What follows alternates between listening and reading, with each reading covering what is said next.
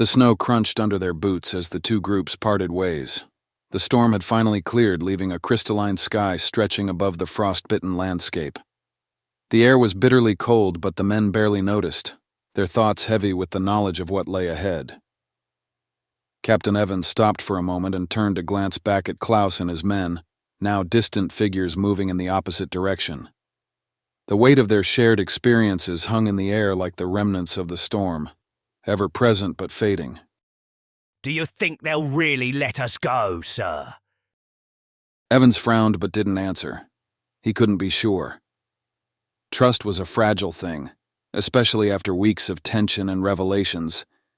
But there was something about Klaus, a resolve, an unspoken agreement, that made Evans believe they would honor their word. Ahead, the snow-covered ridge rose like a jagged scar in the landscape. The path was treacherous, forcing the men to tread carefully. The silence was unnerving, broken only by the occasional crunch of snow beneath their feet. Then came the first shot.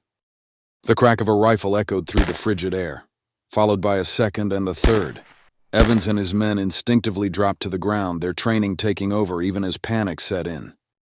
Evans shouted, crawling toward the nearest boulder. Cover! His men scrambled to follow, their breaths visible in the freezing air. More shots rang out, splintering the snow around them. Evans peered over the edge of the boulder, his heart sinking as he spotted the source of the attack, a group of German soldiers stationed on the ridge. They've got the high ground. We're sitting ducks. Evans gritted his teeth, scanning the terrain for any sign of escape. There was none. The ridge offered the perfect vantage point, and the Germans were using it to deadly effect. Evans ordered, raising his rifle and taking aim. Return fire! But, sir, they're our own countrymen.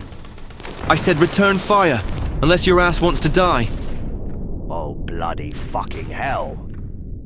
His men obeyed, the air filling with the sharp retorts of gunfire, but it was clear they were outmatched. The ridge gave the attackers a nearly impenetrable advantage, and Evans knew it was only a matter of time before they were overwhelmed. On the other side of the ridge, Klaus and his men heard the gunfire. They stopped in their tracks, their heads snapping toward the sound. At once, all the men went prone, aiming their weapons toward the cracks of gunfire. Do you suppose that's Evans and his men firing at us? Suddenly, more and more shots rang out, in several directions. Sounds like a firefight. Should we investigate? Klaus hesitated. He knew what it meant. Evans' group was under attack. The Germans on the ridge wouldn't show mercy, and Evans and his men didn't stand a chance. Even more, the Germans on the ridge had no idea that they were firing at their own men, not knowing that Evans and his men were covert. They're not our problem. Let them fend for themselves. Klaus shot Heinrich a sharp look. Do you think this is about convenience? They helped us survive, damn it. They could have turned on us at any moment, and they didn't. The men exchanged glances but said nothing. Klaus took a deep breath, his decision made. We're going to help them. Position yourselves along this incline. Don't give them a clear shot. Grice questioned, his voice low. Are you sure about this, sir? Klaus met his gaze, unflinching. Look, what is your problem? The Germans on the ridge are our enemies. And this is war. It's not about being sure. It's about doing what's right. Now move. Klaus's men spread out along the incline, using the uneven terrain for cover. They moved with practiced precision, their weapons at the ready. Take your shots carefully. We don't have the advantage, so make them count. The first shot from Klaus's group rang out, catching one of the ridge soldiers off guard. The man crumpled, his rifle clattering to the ground. The sudden attack threw the ridge soldiers into disarray, their focus split between Evans's group and this new threat. Evans, peering over the boulder, spotted the shift in the ridge soldiers' movements. He frowned, his mind struggling to process what he was seeing. They're distracted. But who? Doesn't matter, keep firing. The battlefield descended into chaos. Bullets flew in every direction, the air thick with the sound of gunfire and shouted orders.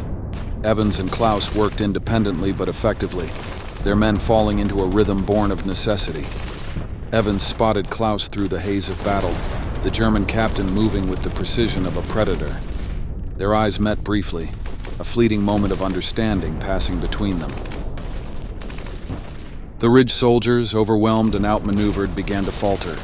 One by one they fell, their advantage nullified by the combined efforts of Evans and Klaus's groups. The final shot rang out, leaving the battlefield eerily silent. Evans lowered his rifle, his breaths coming in sharp gasps. Around him, his men slowly began to rise, their eyes scanning the ridge for any remaining threats. Klaus stepped into view, his rifle slung over his shoulder. He approached Evans cautiously, his expression unreadable as any good German. You didn't have to do that, you know. Klaus shrugged. And you did not have to do the things you did at the bunker, but here we are. Evans nodded slowly, a faint smile tugging at the corners of his mouth. I suppose we're all even now? Klaus smirked. The two groups regrouped at the base of the ridge, tending to minor injuries and counting their ammunition. The tension between them had shifted, replaced by something resembling mutual respect. Evans extended a hand to Klaus. Here we are again. Good luck out there. Klaus took the offered hand. And to you. The men exchanged final nods before turning to leave, their paths diverging once more. The snow crunched underfoot as they walked away, their figures growing smaller against the vast white expanse. As Evans glanced over his shoulder one last time, he noticed Klaus doing the same. He felt a slight feeling of sorrow, but he quickly brushed it aside. The war wasn't over, and duty demanded a clear conscience. War isn't a place for sentimental feelings. And little did both groups realize, but they had both played a part in a piece of humanity's finest hour.